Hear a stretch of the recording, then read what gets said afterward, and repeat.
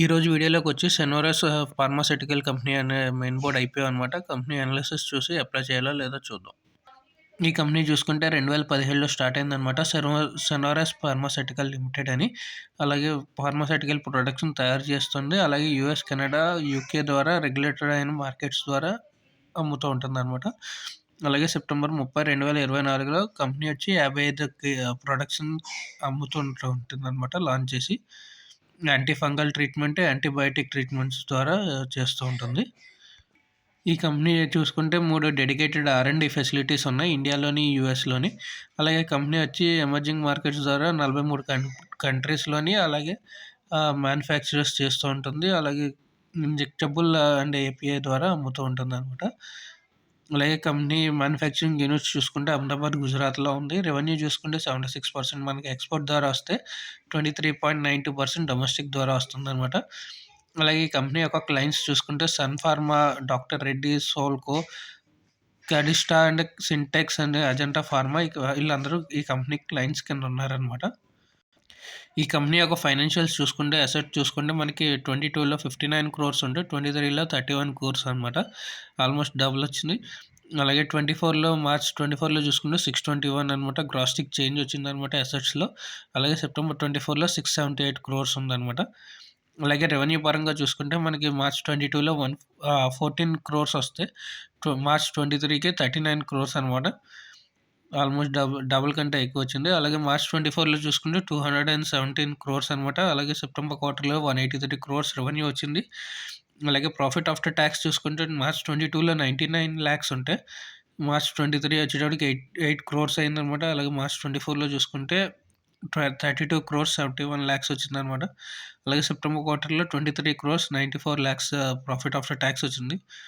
నెట్‌వర్త్‌లోని improvement వచ్చింది. అలాగే reserves and సర్ప్లస్‌లో కూడా ఇంక్రిమెంట్ వచ్చిందనమాట. అలాగే టోటల్ బారోయింగ్స్ చూసుకుంటే 22లో 14 క్రోర్స్ అంటే 23 వచ్చేటప్పటికి 60 క్రోర్స్ అయిందనమాట.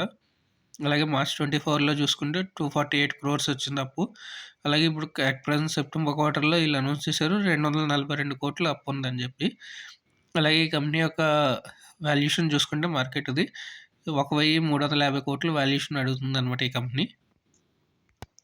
అలాగే ఈ కంపెనీ యొక్క కీ పెర్ఫార్మెన్స్ ఇండికేటర్స్ చూసుకుంటే ROCE చూసుకుంటే 11.73% ఉంది. ROE చూసుకుంటే 23.60 ఉందనమాట. అలాగే PE చూసుకుంటే 39.77 ఉంది. ఇండస్ట్రీ PE చూస్తే 38.84 ఉందనమాట. సో, ఇండస్ట్రీ PE కంటే ఈ PE కొంచెం హైగా ఉంది. అప్పు చూసుకుంటే 1.07 అనమాట. కొంచెం హై రిస్క్ అనమాట అప్పు. అలాగే రిటర్న్ ఆన్ నెట్‌వర్త్ చూసుకుంటే 23.06% ఉంది. ప్రైస్ టు బుక్ వాల్యూ చూసుకుంటే 5.84 అనమాట. ప్రైస్ టు బుక్ వాల్యూ కూడా హైగానే ఉంది. అలాగే ఈ కంపెనీ యొక్క ఆబ్జెక్టివ్ కనుక మనం చూసుకుంటే ఏంటంటే సబ్సిడీ కంపెనీ అయిన హెవెక్స్ గ్రూప్ ఫార్మాస్యూటికల్ కంపెనీలో ఫండింగ్ ఎక్స్‌పెండిచర్ గురించి IPOని తీసుకొచ్చారు. అలాగే రీపేమెంట్ చేయడానికి అనమాట. ఉన్న అప్పుని కొంచెం తగ్గించుకోవడానికి. అలాగే ఇన్వెస్ట్‌మెంట్ సబ్సిడీ అయిన హెవెక్స్‌లో రీపేమెంట్ పార్ట్ పేమెంట్స్ గురించి అనమాట. ఉన్న అప్పుని తగ్గించడానికి అని చెప్పి. అలాగే ఫండింగ్ వర్కింగ్ క్యాపిటల్ గురించి IPOని తీసుకొచ్చారనమాట. అలాగే ఈ కంపెనీ యొక్క కాంపిటీటర్స్ చూసుకుంటే మనకి సెనోరస్ ఫార్మాస్యూటికల్ వచ్చి ఫేస్ వాల్యూ 10 ఉంటే EPS 13 ఉందనమాట. PE చూస్తే 39 ఉంది. అజంతా ఫార్మా PE చూసుకుంటే 43.34 ఉంటే 1 ఇయర్ రిటర్న్‌లో 51% రిటర్న్ ఇచ్చింది. అలంబిక్ లిమిటెడ్ చూసుకుంటే PE చూసుకుంటే 33 ఉందనమాట. అలాగే 57% రిటర్న్ ఇచ్చింది 1 ఇయర్‌లో. క్యాప్లిన్ పాయింట్ వచ్చి మనకి 40 PE ఉంటే 87% రిటర్న్ ఇచ్చింది. గ్లాండ్ ఫార్మా చూసుకుంటే మనకి 37 PE ఉంటే -6%లో నెగెటివ్‌లో రిటర్న్ ఇచ్చింది 1 ఇయర్‌లో. అలాగే స్ట్రైడ్స్ ఫార్మా సైన్స్ లిమిటెడ్ అని చెప్పి చూసుకుంటే దాని PE ఏం లేదనమాట. నెగెటివ్‌లో జనరేట్ అయ్యి ఉంటుంది కాబట్టి. అలాగే 1 ఇయర్‌లో రిటర్న్ ఏంటంటే మనకి 145% రిటర్న్ కూడా ఇచ్చిందనమాట. అలాగే ఈ కంపెనీ యొక్క పాజిటివ్, నెగెటివ్ చూసుకుంటే ఏంటంటే కంపెనీ వచ్చి మనకి US, Canada, UK regulatory markets ద్వారా ఉండడం వల్ల ఫ్రెడ్ అప్రూవల్ కూడా మ్యానుఫ్యాక్చరింగ్ ఫెసిలిటీస్ కూడా ఉన్నాయన్నమాట. FDA approval.